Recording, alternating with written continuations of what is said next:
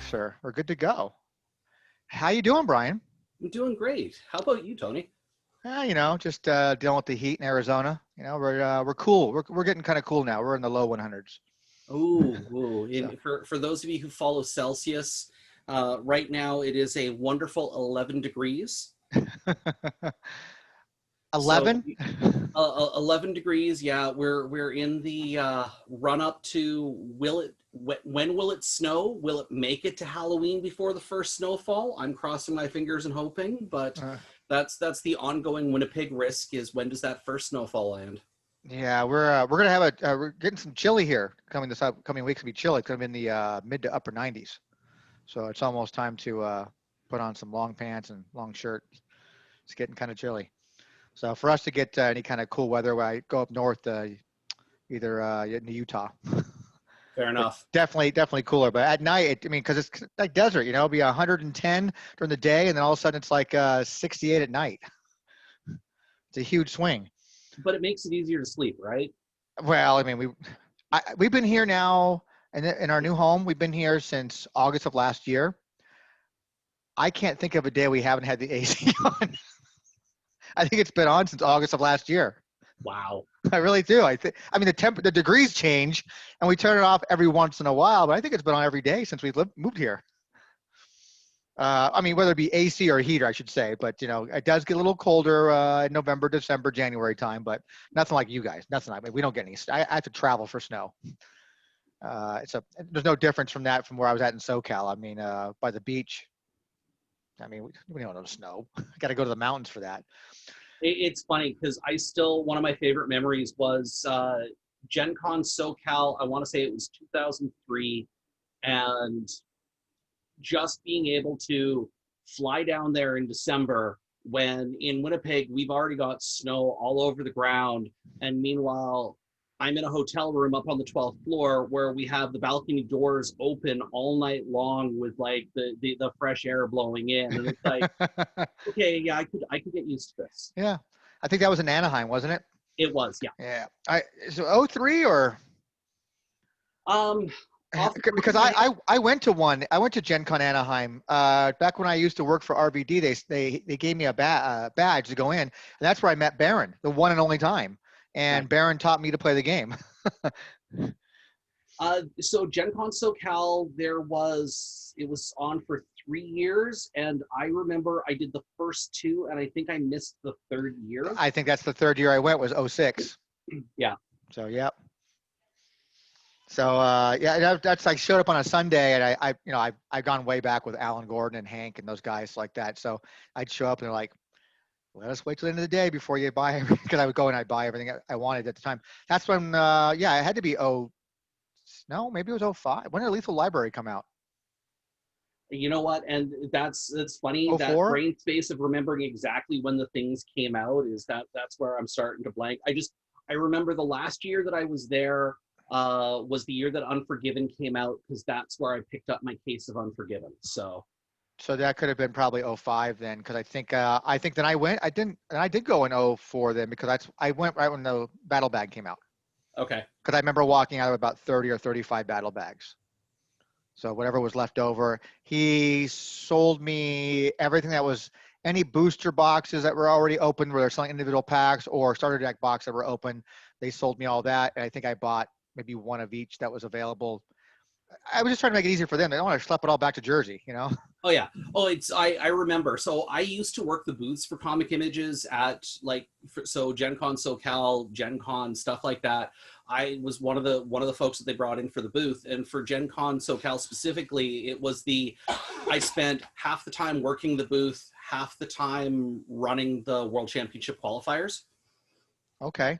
So, and the whole deal, which it was kind of funny because if I got myself down there, they covered badge, hotel, airfare, and some other goodies, or not airfare, but badge, hotel, and some other goodies. And so it made a great vacation, because even though it's like, yeah, I'm going to a convention and working, Gen Con SoCal is still to this day one of my favorite cons, just because it wasn't like any other con. It's got that whole SoCal vibe where it's just super chill, super relaxed. And again, it It was so different, but it was wonderful. Yeah, where you're coming from, of course, it's going to be different, temperature-wise, culture-wise, everything. Well, even like Gen Con SoCal, and it's funny that we're talking about this. Um, One of the reasons why it never took off was people were expecting regular Gen Con out of SoCal. And the reality is, when you're in Indy or formerly Milwaukee, you're in that Midwest central area where it's that short drive from New York, it's that short drive from Florida, it's that short drive from functionally almost 80% of the US, Mm-hmm. like just in terms of population base. Meanwhile, out in SoCal, you're in December, so that trip across country for most of the game companies didn't work. That traveling for most of the people, because it was just after American Thanksgiving, just before Christmas, so people's travel budgets weren't there. So really, it was only appealing to the SoCal crowds. And then when the SoCal crowds would get there, it wasn't anything anywhere near the magnitude of what you got for Gen Con. So because of that lack of magnitude, you had unhappy attendees, you had unhappy dealers, because the dealers were going expecting Gen Con sales. Yeah, they and weren't Gen making that Con kind of money. size. Yeah, exactly. Yeah, well, it's also SoCal. As a SoCal boy, it's just you get very fickle. You get very jaded, I think, actually. You get very jaded. So you just think that, especially that's why I don't do for my booking business. I don't like doing conventions in SoCal, period. We just don't care about celebrities. We see them all the time. Yeah, no, it makes sense. But yeah, that totally makes sense about, especially the timing. I mean, maybe they should have just done it a different time of the year instead of such late in the year like that. Maybe spring would have been better. And you know what? That's something where I never really pursued that conversation with the organizers to find out what would have been better for them. Well, now it's just in one place, one home every year now. So. Well, and it never left that home, right? Okay. Like Gen Con has always been Gen Con. It started out in northern Wisconsin, moved to Milwaukee, and then it moved from Milwaukee to Indianapolis. And since the early 2000s, it's been in Indianapolis every year. I only briefly made an appearance there one year. That was it. Showed up unexpectedly. A couple of years ago, I think you said? I think 16, 17, somewhere around there, maybe. I just, I was traveling from Jersey from a convention, and then extended my layover. I had a connection in Indianapolis as it was, I think, and I extended my layover the extra day. And then I stayed with Drew, and he was the only one who knew I was coming. So then when I showed up there, he was at the hotel where I was supposed to meet him at, playing some games with, I think, Mitch. And then that was my first time meeting Mitch. My first time meeting everybody, actually, outside of Drew, of course. So just showed up, and I handed out some prizes, and I ended up buying out some collections. Yeah, it would have been one of those where I think if you'd ended up there a couple years earlier, you might have taken a good portion of Goth's collection that travels. Yeah, well, I'd still be open to whatever you had left, but price-wise, we can't seem to meet on that. Yeah, it's one of those. I'm still too attached to it. Yeah, and that's what I come across. A lot of people seem to be too attached to their collections sometimes, especially guys of your stature who've been around a long time in the game. They just, nostalgia reasons, they don't want to let it go. Like I would never be able to get Creed to part away with anything, or Nate to part with anything. These guys, they hold it special. They kind of hold it special, and I get it. I totally get it. Yeah. Oh, for sure. Well, and it's one of those where I think, like you might have seen on Twitter, where I shared that page of all the signatures. Mm-hmm. And I don't know if you noticed, one of the pages was a page of venue cards where all of the venues were autographed. And literally any time that I went somewhere that had a venue card from Raw Deal, I had people from that area sign it. So whether it was players, organizers, whatever, it was, I got a collection of autographs. And so that's why I have that binder page of autographed venues, is just that memories of, okay, been there, met those people. That's cool. That's so cool. I didn't see that one. I like to see. I'm gonna have to go back and check that one out. That's pretty cool. Well, I mean, it kind of it's what leads into our conversation here. Our topic today is supposed to be about, the topic is called "What Killed Raw Deal." Right. Yep. And it's so much. Even I just posted I only posted on Facebook tonight about it, saying, "Hey, we're going to go live. We're going to go tonight and record for a later date where we talk about what killed Raw Deal." And already people are chiming in saying stupid stuff. I call it stupid stuff because people who think they know what, and you would know better than I would. Creed would know better than I would. But just being someone who's I think has some common sense and an understanding, who got into the game around the Vengeance time. That's when I started selling it, was around Vengeance. And just kind of seeing from that point forward, and then being able to talk to people like you and Creed and Nate and Drew, of course, and anybody else who's been in the game for a long time and can understand, like, well, this is kind of what was happening with the game already. So these comments about like Revolution killed the game. No, Divas Overload is what started killing the game. No, SS3 is what killed the game. I mean, all these stupid, even mechanics. So funny story. SS3. So no single one of any of those things is responsible for killing the game. Correct. But they all add up. Exactly. And the death of Raw Deal wasn't one single. And let's be clear though, before I really even go any further, because I really want to say, I fucking hate the term death of Raw Deal. It's a dead card game.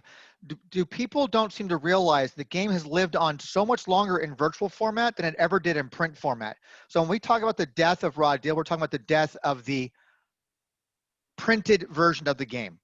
So absolutely. And as one of the people who put together the Raw Deal Players Committee, who got together the team that ended up creating the virtual cards, as one of the people who year after year was at Gen Con, I ran the first Players Committee World Championship. I ran several years of the Players Committee World Championships at Gen Con. And the main reason why I've stepped away from Raw Deal is just because in Brian's personal professional life, I opened up a game store, and while I will never regret opening the game store, it's so many other things that I used to have time for. Once you start running your own business, quite often all of that free time that you used to have, not so much there anymore. Yeah. And I knew, for me, one of the reasons why I've stepped away so much from Raw Deal is I don't have the passion to promote it like I used to. And without that passion, I didn't feel that I was doing a service when you've got all of those other passionate people who are able to and willing to and have the time to step up. And there was a fair point in time where I think my title was like executive producer, where really my main role was when stupid things crept up, I was the person who went in and kind of helped smooth things and like troubleshot some of those stupid things that crept up during like the early days of the Players Committee. Mm-hmm. But I didn't even have time to do that anymore. And it wasn't fair for if the game was going to suffer because I didn't have time to pay attention to it, I didn't want to hold on to that just for the sake of holding on to it. Correct. Okay. Who was that? I mean, not to get totally off topic then, who was part of the original Players Committee? Off the top of my head, you had Commissioner, you had D2, right? Mm-hmm. You had Creed, Nate, and I'm apologizing because I'm missing 3 or 4 names of all. I think wasn't Rick Pittman part of that? Rick was around. I think Rick took like one of the commissioner roles for a little bit of time. A number of folks took different roles over the first, like, at this point, Raw Deal ended in 07. Yeah, so 07, we're now like 13 years later, right? And so over those first 5 or 6 years, I finally stepped away, like, and gave up my executive producer slot in 2014. So it's, for me, even then, it's still been like 6-7 years. Yeah. All those things do add up. All those points that you made do add up to what ultimately hurt it from the production side, from the printing side of it, Comic Image days. Yeah. So let's call those classic days. Sure. So let's talk about the comic. Let's call it the Comic Images era of Raw Deal, right? So the Comic Images era of Raw Deal, as we were talking about from the comments, where people were citing different sets, Survivor Series 3 is one of the key turning points. But there's a few other things that I'm going to kind of float out there as different pieces. The WWE license. Correct. The license itself was a challenge. So I've seen some of the stuff you floated on your like Twitter and other stuff lately, where you've shown some of the press shots where it's like, raw deal, look for the new set with Chavo Guerrero and Sure. Muhammad Hassan and all of these list of superstars that never made it into the game. Oh, we've talked about those extensively. About we call it Creed's cutting room floor. Yeah. And I haven't watched that episode. Did you guys talk about how Baron and Mike had to deal with that with the original in-print game? I think we briefly touched it, but we were mostly talking, it was a set breakdown. So we just basically talked about the set, all the different, any new mechanics were put into it, starter decks, superstar, I mean, that kind of stuff. But we didn't get totally into it, no. So with stuff like that, you had problem, and again, we're not going to say any one thing was the demise of the comic images era raw deal, but when Eddie Guerrero first left the WWE because of substance abuse issues, they ended up doing Ultimate Rechazo, right, which was his goodbye reversal because they thought he was never coming back to the game or never coming back to the WWE. And of course, he straightened himself out, came back. So here you have this superstar where they've created this super powerful card for, with the expectation of he's never coming back to the game. Well, crap. Here we are a couple of years later, he's back in the WWE. Not only is he back in the WWE, he's now doing the whole Latino heat with Chavo. Becomes world champion. He goes on to become the world champion, and now you've got to produce cards for all of this new stuff. And how do you balance that out with Ultimo Rechazo?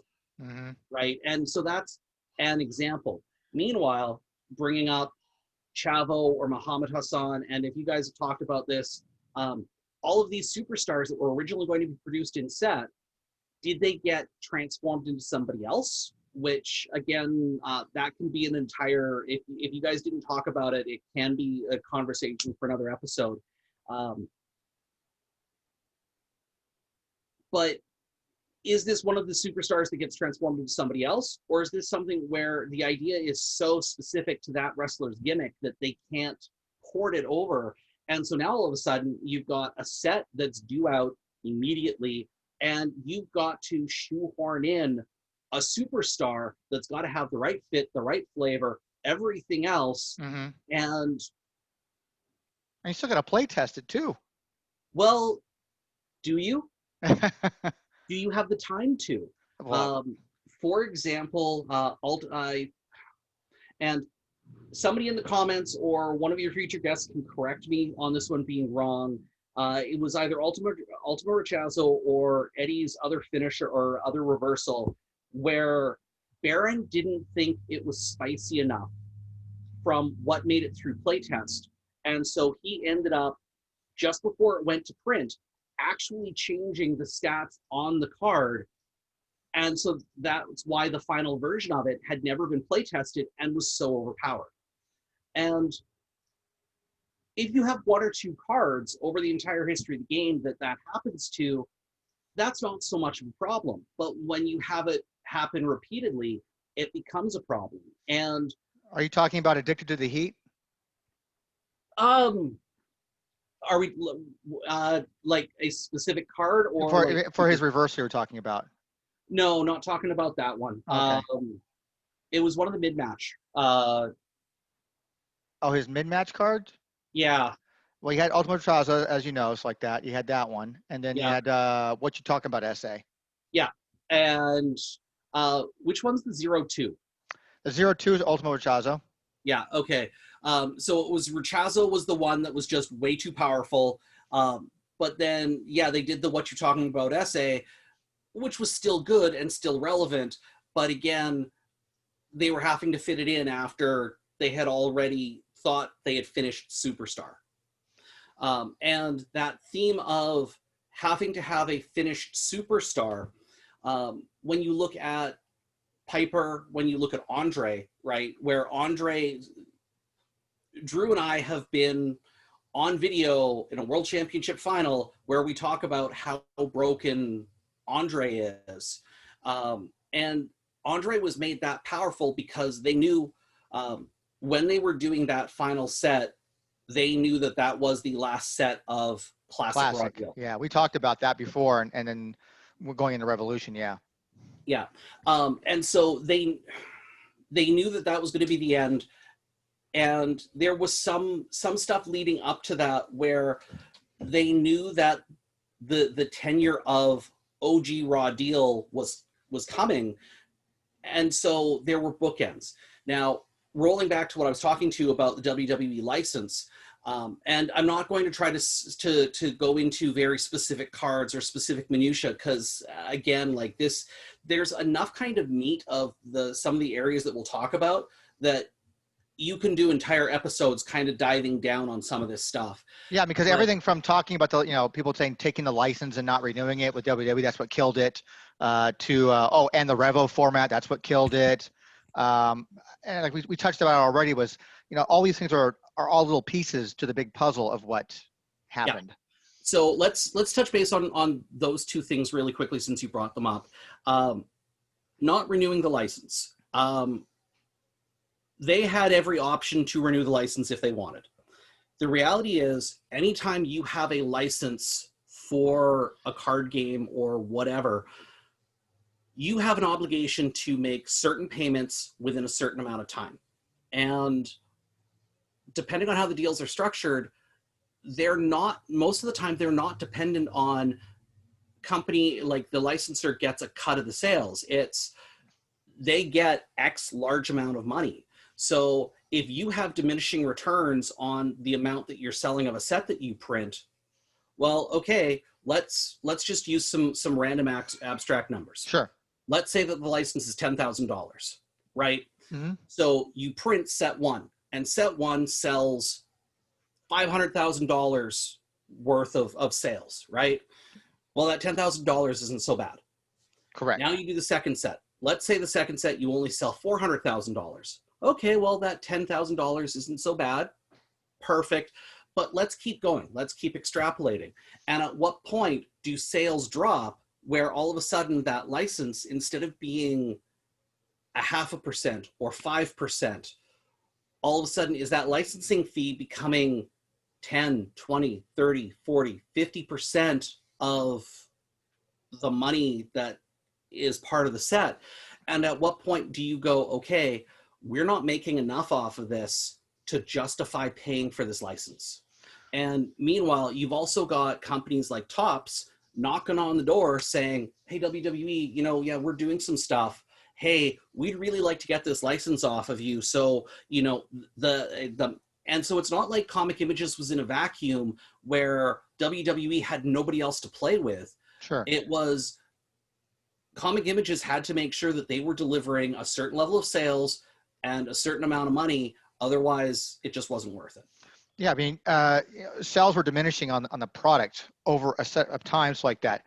At what point do you think? I think I talked with Creed about this, where we talked, right around somewhere after Backlash, but before Divas Overload was one of those releases, like the height of Raw Deal. I won't be able to speak to which one that was, but I do know a conversation that I had with Alan around Survivor Series 3. It was either like just around the Survivor Series 3 kind of time, or it was just after, where sales of Raw Deal had plateaued. So they had gone up, they'd done their spike, now they'd come back down and they were holding flat. But the number of different customers buying the Raw Deal had decreased. So even though the sales were staying flat, it was more of the same people buying more money. Correct. To keep that maintained sales level. And at some point in time, that's not sustainable. And so that's going on during the pre-Revo era. And for all the people who say Revo killed the game, there's some stuff that they're missing that they don't know. One, they had no option but to do Revolution. And the reason why they had to do that was multiples. I can think of one. Sure, go ahead. I think one, as Creed and I had talked about before, it's like that, was that the company itself was struggling to find headliners. People want to buy headliners. People want to buy your Stone Colds and your Rocks, and it's like that. That's what helped drives your product and all of your licensings, whether it be T-shirts and action figures and trading cards. It's getting those things that are your headliners, the guys making the company money. And if you don't have any new products, you have no new headliners, you're not really offering anything new and exciting to a customer. So that's why you have remakes. You have a Stone Cold remake and a Rock remake and a Chris Jericho remake, and you have all these remakes of people who are popular. And that's why we need the Revolution. They didn't make anybody new at the time in Revolution. It was remakes of Triple H and, you know, John Cena and Edge. It's slightly different from. For me, there's a slightly more nuanced piece to it, and we don't have to blame the WWE for not minting new headliners, because at that point in time, did they really need to mint new headliners? Did they really, because by that point in time, they were the only game in town, because either TNA hadn't started yet or TNA turned out to not be an actual threat. And so, yeah, your headliners were The Rock. You still had Austin coming and doing cameos every now and then. I mean, you've already built Cena up. I mean, he came releasing Divas Overload. He's been around for a while now. So you've got Cena, Ray, Kane, Taker. You've got all of these classic wrestlers who these are the money. These are your breadwinners. If you're trying to find some new casual fans, new casual players, it's hard to attract somebody to want to come in and play a Torrie Wilson or a Chavo or a, you know. Yep. They don't know these people. But also, let's go back to that licensing piece. It's not just the do these lesser known wrestlers not appeal to the casuals. There's pressure from the WWE saying, okay, I understand that you want to print so-and-so. Well, part of the way the gig worked was if they printed Torrie Wilson in Raw Deal, that meant that WWE had to give Torrie Wilson a certain cut of money. And that meant that when they did the Basham brothers, who of course got cut and never made it, if they had printed the Basham brothers, even though the Basham brothers had been released, WWE still would have had to pay licensing money to the Bashams for Comic Images using their license. You would think so. But to my understanding, working with a lot of talent who currently even still work for WWE, doesn't really necessarily work that way sometimes. So, and you from the talent end will have seen that. Me from having spent hours talking with Baron, Mike, Hank, Alan, all of the people from that end, that was a very real thing that they had to deal with. Gotcha. Was the WWE would come in at the 12th hour and say, no, you've got to cut this wrestler. No, you've got to cut this. There is no way we're letting you print that. And going back to this where you're saying, hey, they didn't have time to play test, there really was times where they just had to parachute something in at the last second just to get it out. But then when you go to Revolution, you've got the WWE pushing, saying, well, if you're going to do this, we want money to be able to give to Austin. We want money to be able to give to Cena. We want to see these superstars represented because these are our brand. And that's actually going to talk to another piece that a lot of people don't necessarily know. When Revolution came out, that was at a point in time where WWE was rebuilding kayfabe. I'm assuming I don't have to go into a discussion of what kayfabe is for the viewers. Perfect. So because they were rebuilding kayfabe, WWE told Comic Images, you can't use the term strike anymore. You can't use the term grapple. You can't use the term submission. And so that's why you end up having all the new Revolution where you've got the assaults, you've got holds, because that was what they were using on mic at the time. That's why all of a sudden at a certain point, you saw all face and heel cards go away. That wasn't Comic Image's choice. That was WWE came in and said, these are terms that pull back the veil of kayfabe. We're rebuilding that. you can't use those terms because those are insider terms. And so when you look at a lot of the stuff inside the game, if you go and you start analyzing towards the end of the Classic era and towards the start of Revolution, and you start noticing how some stuff disappeared, that was because of pressure from the WWE that you have to change this in this licensed product if you want to keep putting it out. Yeah, I think we did touch base a little bit about that in a previous episode where we talked about a lot of pressures coming from WWE and what you can and cannot do and what you can and cannot say, that kind of stuff. Yeah, it's pretty typical, actually, really. But I think the average player doesn't understand that, though. No, and I would go so far as to say possibly as much as 90% of the player base doesn't know and doesn't care and doesn't need to care because they're not there to care about licensing. They're there to play a game, right? And they're there to have fun with, reenacting the WWE action in cards in their hand. And is Raw Deal able to do that?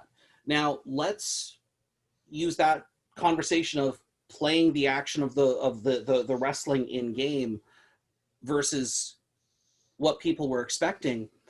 If you look at pre-Revo Classic era Raw Deal, and you look at the first two sets, then you look at Backlash, and then you look at the nuanced ads that you kept building and building, the game was absolutely amazing. And the game still was absolutely amazing. But at what point did it stop being about wrestling and start being an absolute card game where it was less about the recreating the wrestling action and more about the just being a really awesome game engine? Mm-hmm.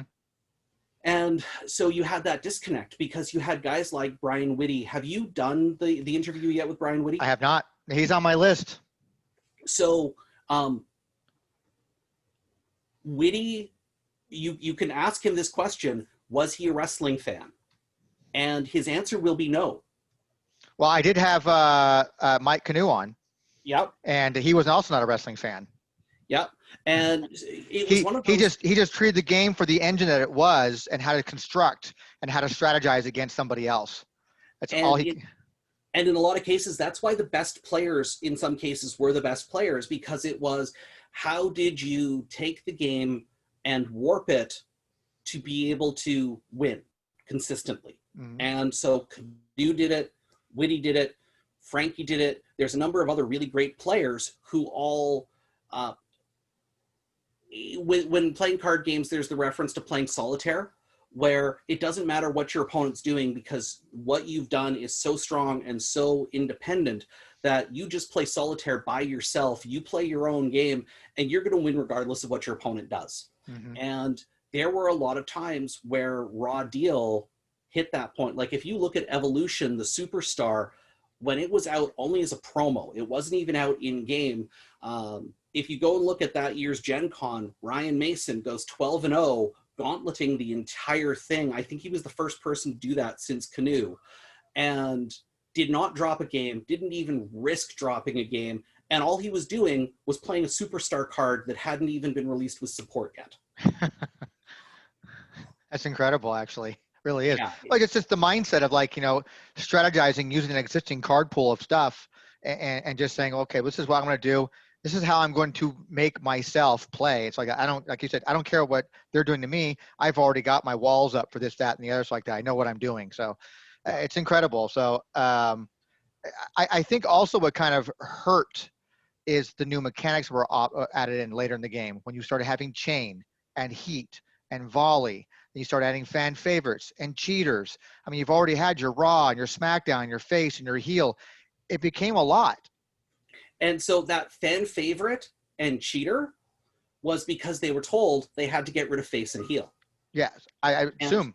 WWE specifically wanted, because you have wrestlers who are fan favorites. Fan favorite, because you don't have Michael Cole sitting on the mic going, here's your face, Rey Mysterio. It's... Yeah. But again, those are wrestling terms that, the public really doesn't get to really use all that often. I mean, you don't call anybody a face. But when you see a fan favorite, you know what a fan favorite is. Correct. You know what a cheater is. Yeah.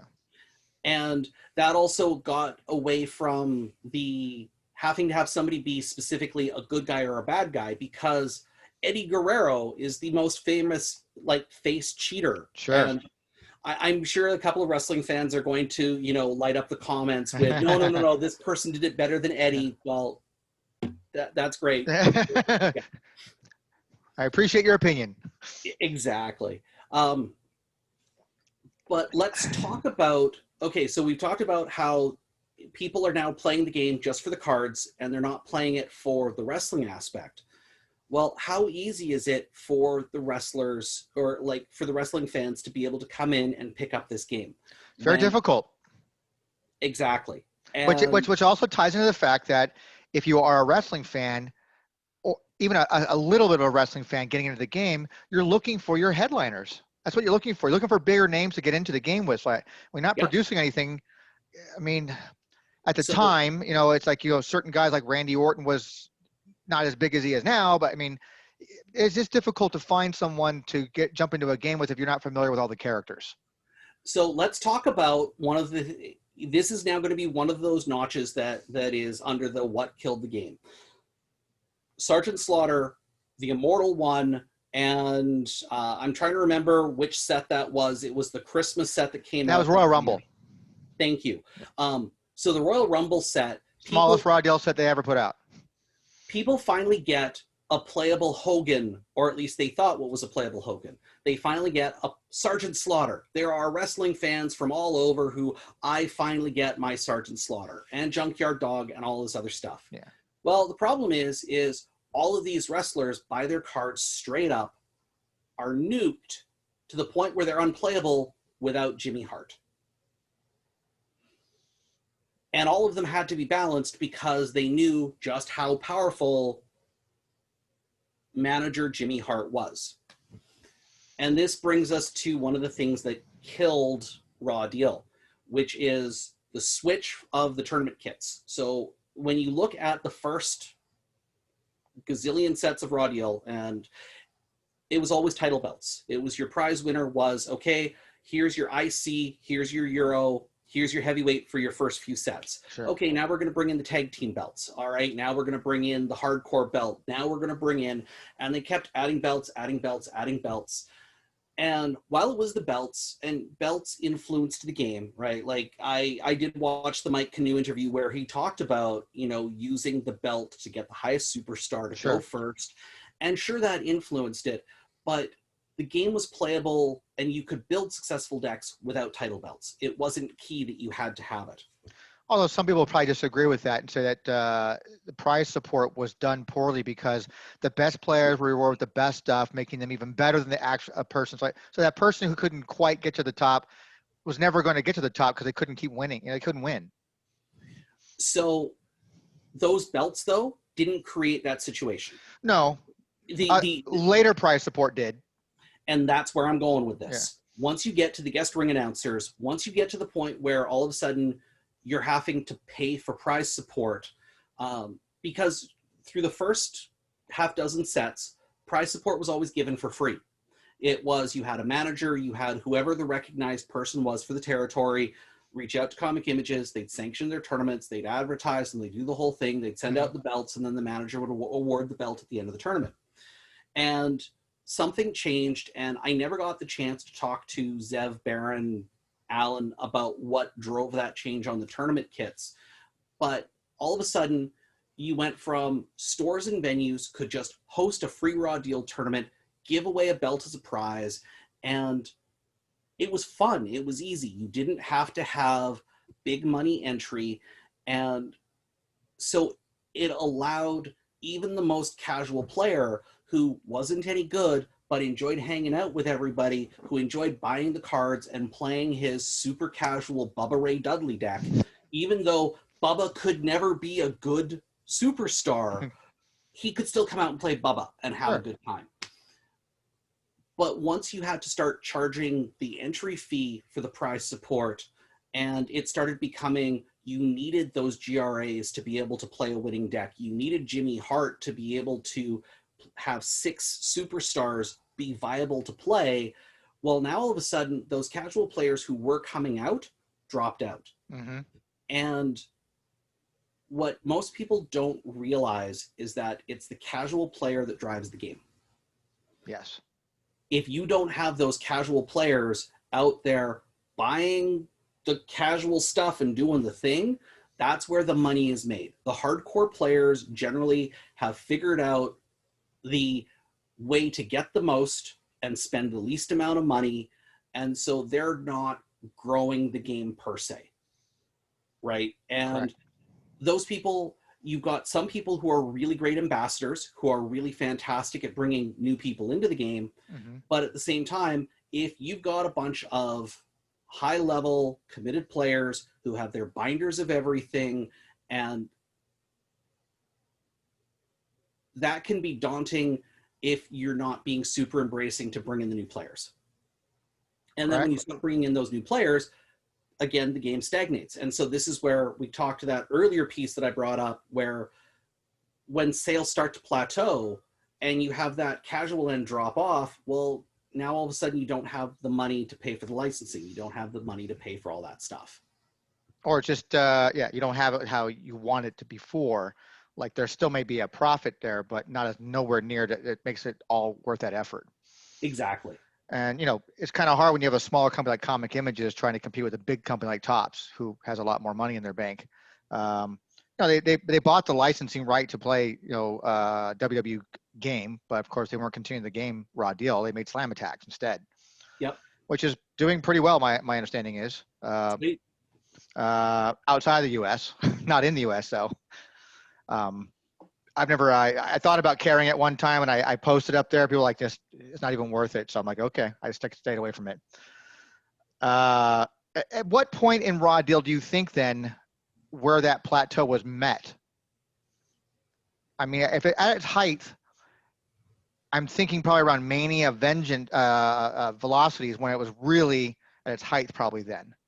Yeah, that was I loved Mania. I'm trying to remember what era I was playing Chicago Street Fight Raven, and I think that was when what set was the first version of the Raw Roulette Wheel. Got me. I can look it up for you though. But you're looking at Mania, and after Mania came SummerSlam. After SummerSlam was that Ruthless Aggression set, and then Velocity before SS2 came out. Yeah, and you know what? Even through SS2 was good, but one of the big things that ended up happening was Raw Roulette Wheel came out with Insurrection. okay.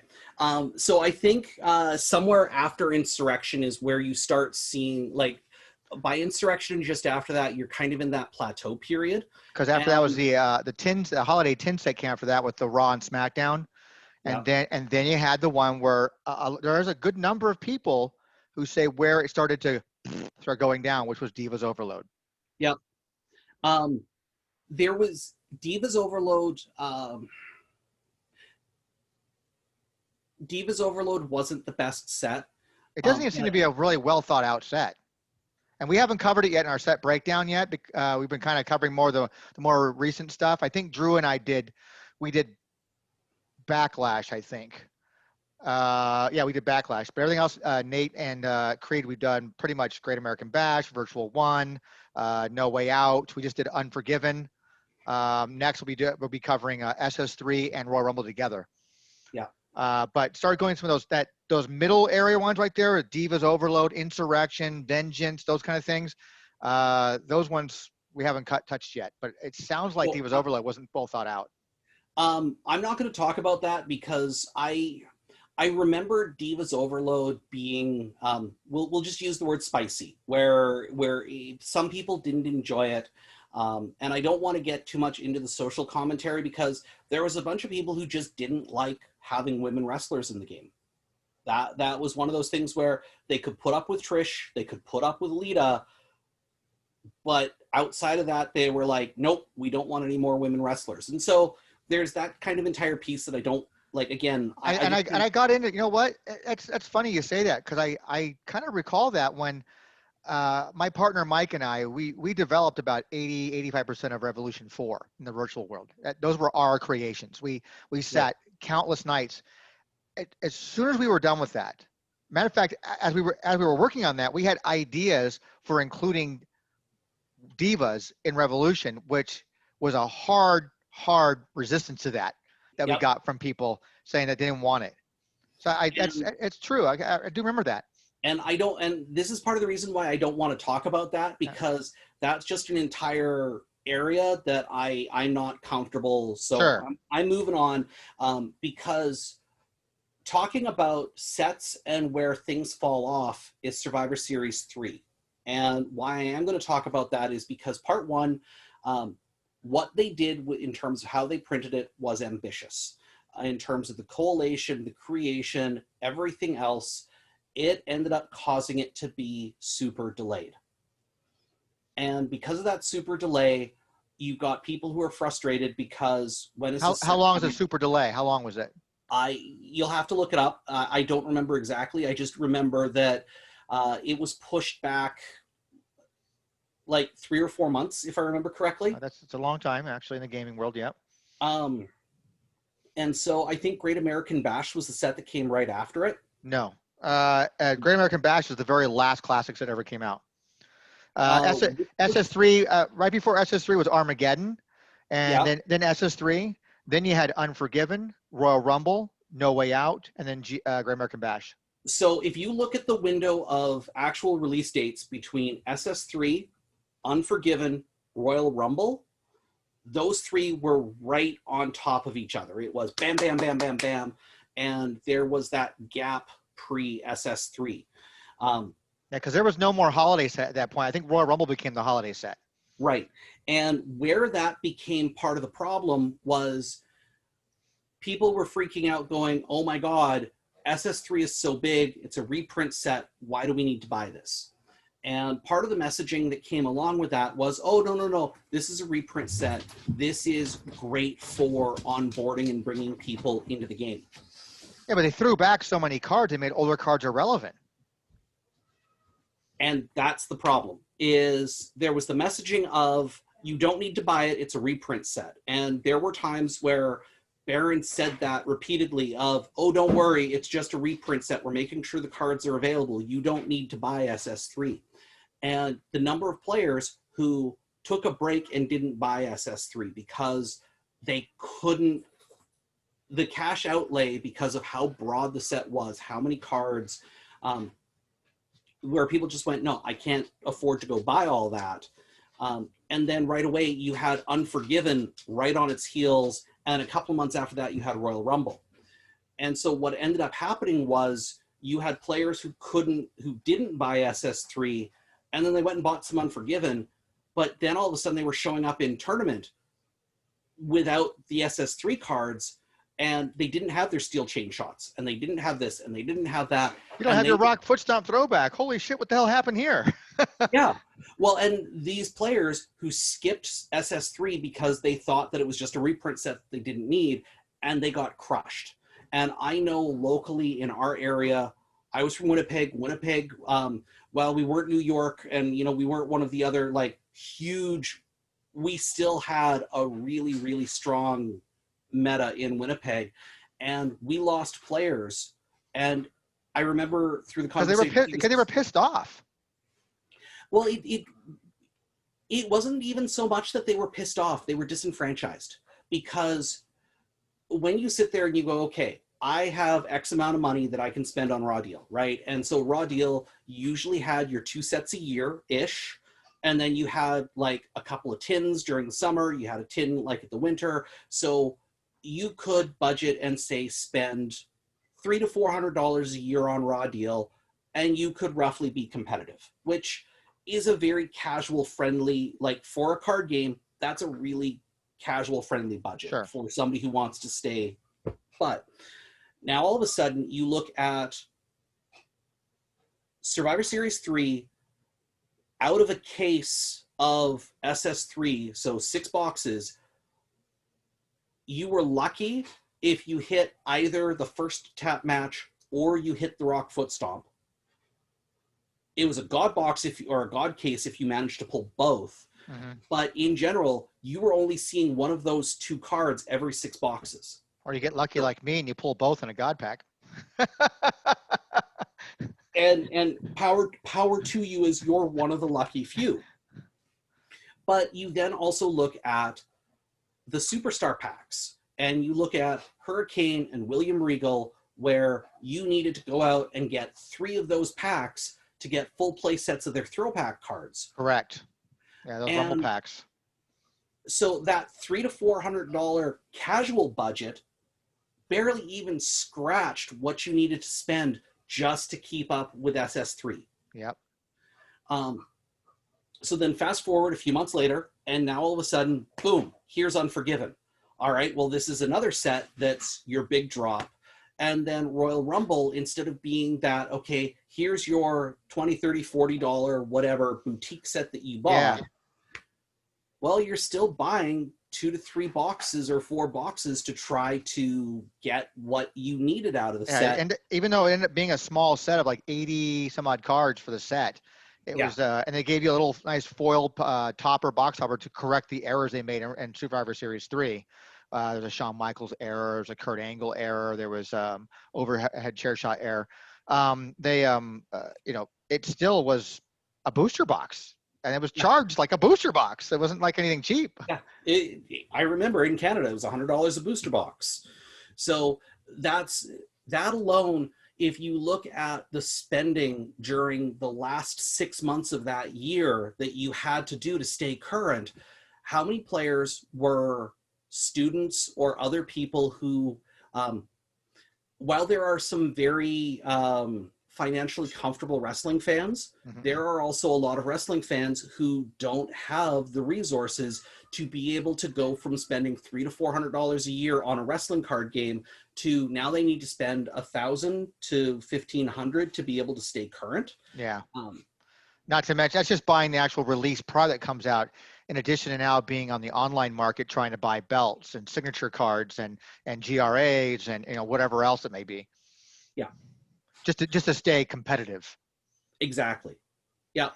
But I mean, you can't control that, by the way. I mean, maybe the distribution of the prize cards was done poorly in some way, shape, or form, but eventually those cards are going to become available online.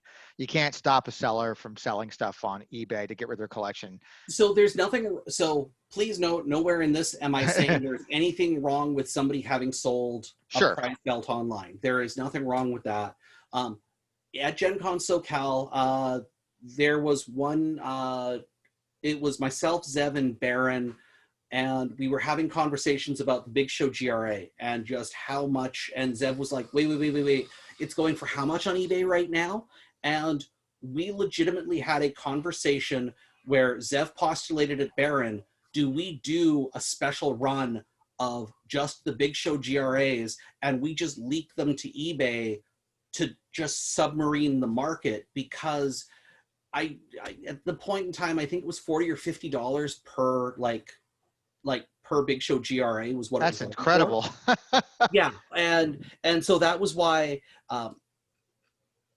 Comic Images wanted the prizes to be valuable, but they didn't want them to be that expensive because they understood that they would be unattainable. I mean, they're like $6 right now on my website. Yep. Yeah, there was as somebody who sold a lot of raw deal cards while it was in print, yes, just yes. There was a lot of money to be made there if you did it right. Yeah, and that's kind of what, I had Baron teach me how to play the game because I was, trying to understand it. I've never played a CCG in my life. Yeah. Still haven't really, other than that, to be honest with you. So when I'm selling a paid laid made for $5, it's just got a bunch of guys on it, I had to learn. Paid laid made is a $40 card, and yeah. Yeah. So, I mean, even at the time when it came out, it was still a $20, $25 card. So it's just being taken advantage of like that. So yeah, I get it. The market was hot. You could make a lot of money at the time doing it. It's kind of why I got into it, because I saw the market. I was a wrestling trading card guy. I just sold wrestling trading cards. So the gaming side of it was all foreign to me. And I treated it like a trading card. And you were watching eBay listings for the Crimson Goddess, and sure. You're like, why is this Crimson Goddess card going for $25 when it's a starter card Yeah. common that was in every starter, and it's like you went and you're like, okay, well, let's start ripping the Crimson Goddess star, let's start ripping the Lita starters to put Crimson Goddess on Yeah. eBay because the casual fans are going to go buy the card. Yep. I had customers who'd come in who didn't know anything about the game at all and would buy just like the card Precision Personified, that card, because it has a beautiful picture of Stacy Keibler on it. And Yep. he would take it and then he'd sell it for $5. A 10-cent card. He'd go and put them on $5, and he'd buy me out of all those common uncommons just because I had a girl on it, and sell it for that. Yep. And that's kind of like, oh, well, you can get that for that. I mean, I'm going to raise my price here in my booth then. So, but again, that speaks to with the pricing, where you've got cards that are suddenly going for $40, and You got to add that to your budget now if you want to play competitively. well, and that's, again, this is where the cards have gone from, they're not title belts where they're superfluous. It's now you need these cards as answers for dealing with Absolutely. this, and this from the meta. With, again, Jimmy, old school managers. Then you had all the movie cards that came out, all those different movie ones that came out. That's suboptimal, that's balanced, just all kinds of non-belt cards that just became thrown out there, prizes and promos. So the movie cards weren't horrible. The movie cards weren't problematic, and that's suboptimal, those were part of the prize kits. That was part of the store now had to pay money for the prize support. Well, then you also had 5th anniversaries and then signature cards, of course, and divines. Yep, absolutely. But divine was a game changer right there. Everybody had to have that. So, but all of that stuff came from the stores now have to pay for the prize support. And if they're paying for the prize support, it means they're usually either charging more, or if they were a store that was already charging, are they now giving away less to be able to give away the prize support? And again, is this where you lose the casual fans because the casual fans now feel that they're getting less, right? How many of them, okay, well, I'm showing up, the only thing I'm getting is that suboptimal. Well, I don't need that many, right? Yeah. Okay, I've got my 3. Why do I need to come out to another tournament and get another one because I'm going to get my ass handed to me? And so that, again, changed the tournament environment and drove away a segment of the player base. Okay, yeah. So you've got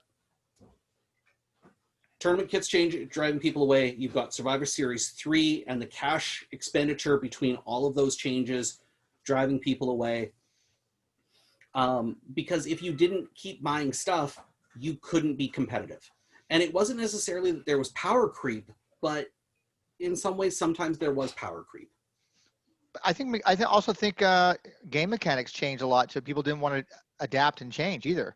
Introducing those card types of like chain and heat and volley, those things became, we've talked about these different mechanics extensively, and how there's a lot of people who just, and you can go on social media and different boards, whether it be a VelaCards one or just a raw deal discussion group, but people are like, I liked it better when it was before those times, before the chain and the heat and the volley. That's when I became disinterested in the game.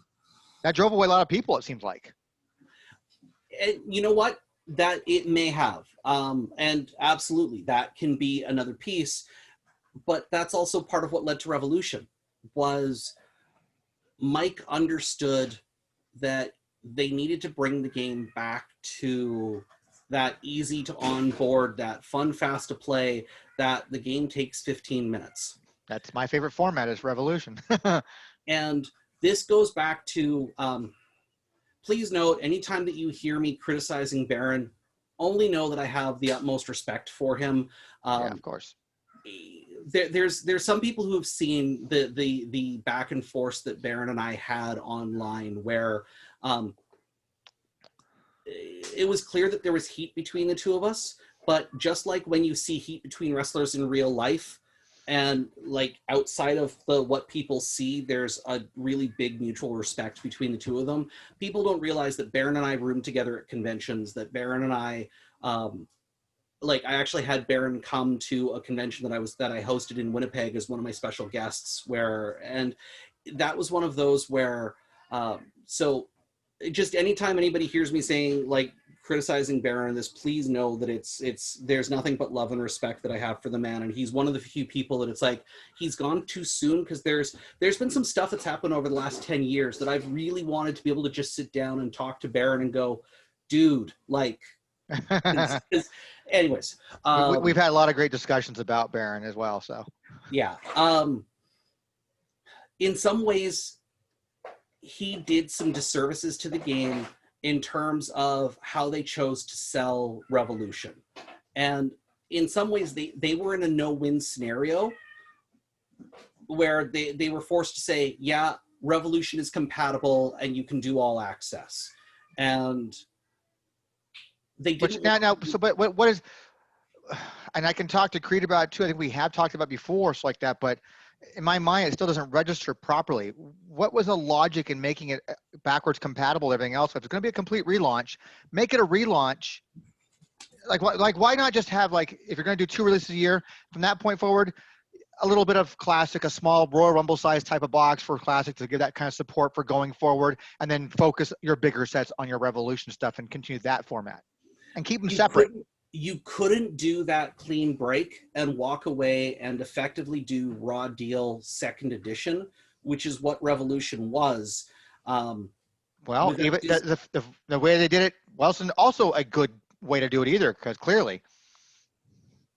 So the biggest fear and why they chose to do it the way they did was that they felt that they were going to lose too many people, and that too many people were going to be disenfranchised by the change. Okay. There needed to be a bigger charm offensive explaining why Revolution was necessary, if that makes any sense whatsoever. Sure, absolutely. I think if they had spent more time focusing on, here's why Revo is good, here's why Revo is necessary, and relaunching the game with Revo, and just that slight adjustment to messaging, I think it would have landed a whole lot better, because there were people that I talked to who were staunchly opposed to Revo, who then they'd begrudgingly give it a play and they're like, oh, this isn't so bad. But if you keep it as a standalone format, it absolutely isn't that bad, because I love that format. It's my favorite format. I think it's the people who just go, I don't like it from the all access standpoint, because of a lot of broken piles of shit in the all access standpoint, which already was broken as it was. Now I've got to worry about, 4 new move mechanics, because when they introduce extremes, of course, on top of that, and it just becomes, it's a really unbalanced combination of the two things. Yeah. Well, and when you had the problem of Big Show, not the original Big Show, but the Big Show redo. Largest athlete. Thank you. When you had the largest athlete with the Revo maneuvers just chucking colossals. Of course. Or even Steiner. Yep. Well, but it was interesting because I might get the name wrong. I think it was Dave Fogel. He really, during playtest, was like, this is broken. Largest athlete with these cards is a problem. It's a huge problem. And Mike was like, well, you know what? I don't think it's going to be that much of a problem. Let's bear it out. And I still remember it was at WrestleMania in Chicago. I ended up doing the Shadow tournament because I didn't make the top 16 for the Worlds.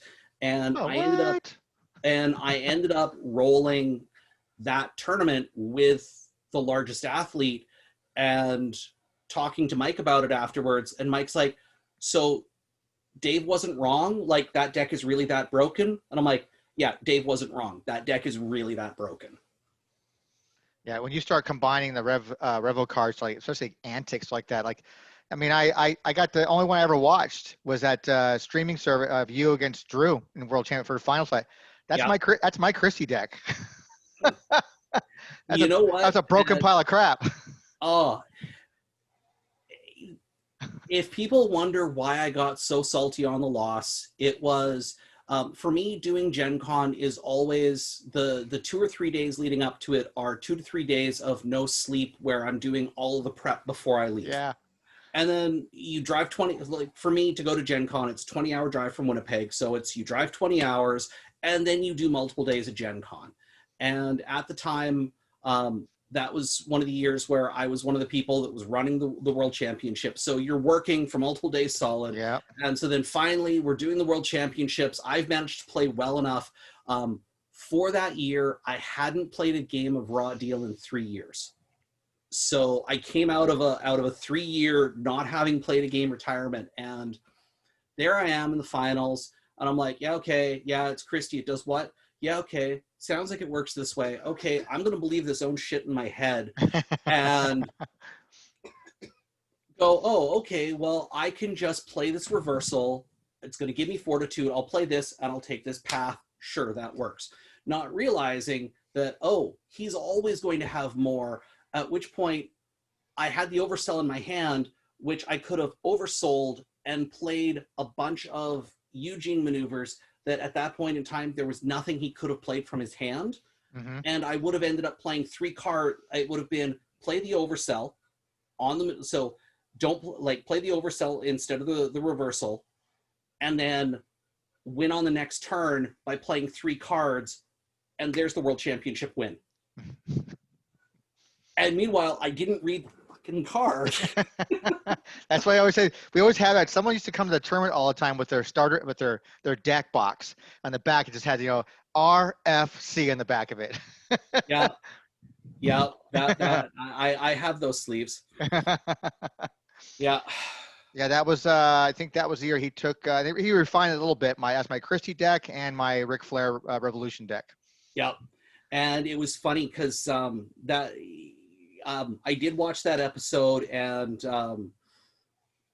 Drew didn't know why I picked not to do the Her Friends Andre match, and the reason is when I beat him in Swiss, it was because he as he said he didn't walk away with the count out because he's like, no, Goth can't come back from this.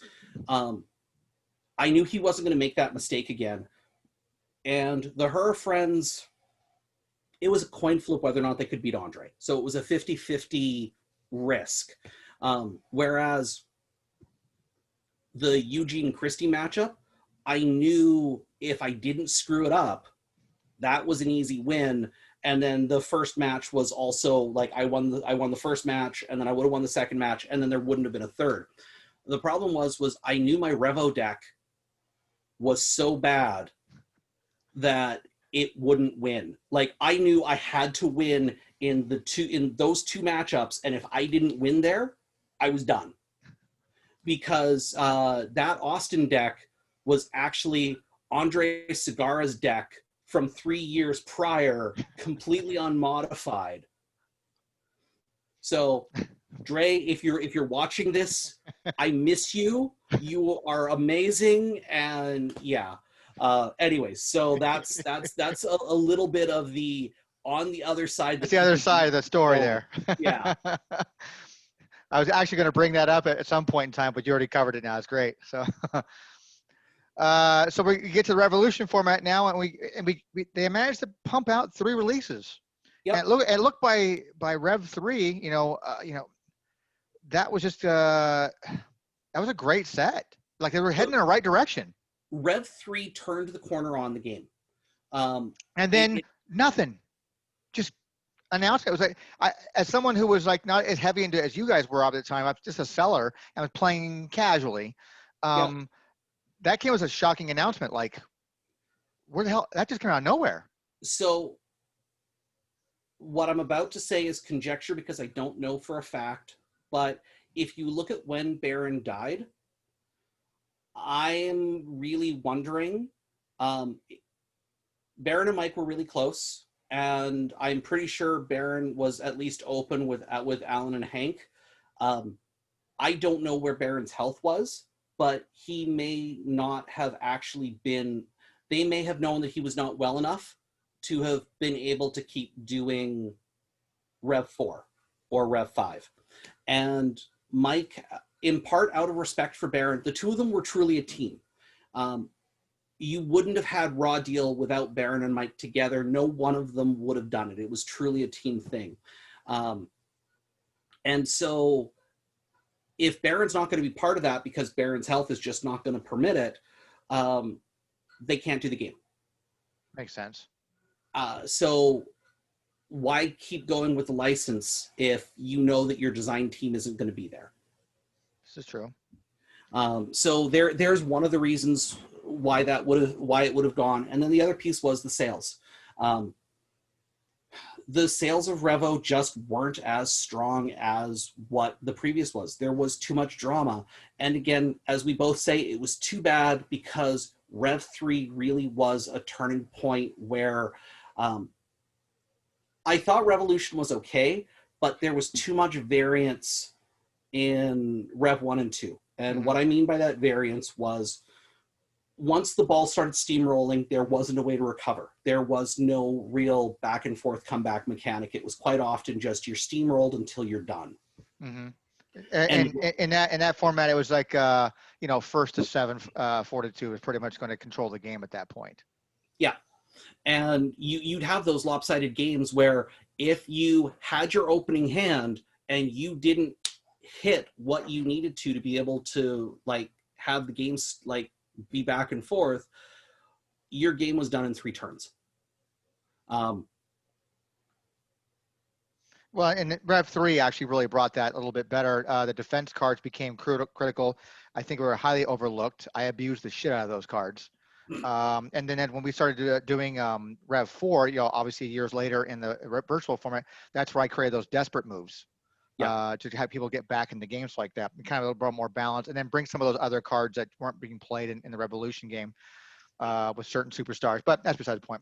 But what I hate about people who talk about Revolution, I'm going to say it right here, right now, Revolution did not kill Raw Deal.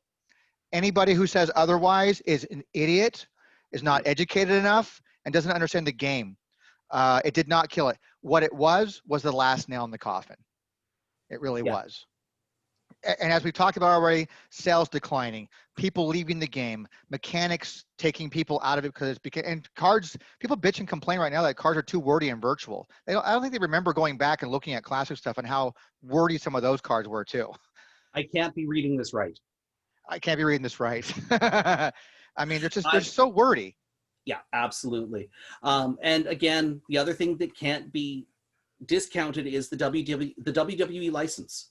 Yeah. What it cost, what it needed, what they demanded. And it wasn't a fact that WWE just yanked the license from them. It's just that Comic Images isn't making enough money on it to be worth holding on to it. Yeah. With or without Baron's health. There's other stuff in the gaming industry that I can talk about in regards to Android Netrunner, Vampire the Eternal Struggle, that are both games that ended up dying because of squabbles over licensing. And it's one of those where both of those games were at extremely healthy, extremely popular points. And in those 2 games cases, because an agreement couldn't be reached to make the licensing effective for both parties, and the license holder was, we need to win on this deal. And I'm pretty sure that it was the same situation for Comic Images. And it sounds to be pretty common in the industry, would you say? Yeah, well, it's the licensing game, right? Period. We could do an entire episode where we talk about licensing in gaming, and licensing. Well, we'd bring Steve Resk on for that one, so I'm sure he went through the headaches, trying to get a Super Show game with that. Because at one point he was talking to WWE. Yeah. Oh, Steve has some stories. Not for this conversation, because I think we're already probably turning a couple of people into, oh my God, when are they going to stop talking? Trust me, it's every episode, man. There is another tale for another day, where there was actually a plan to bring back Raw Deal.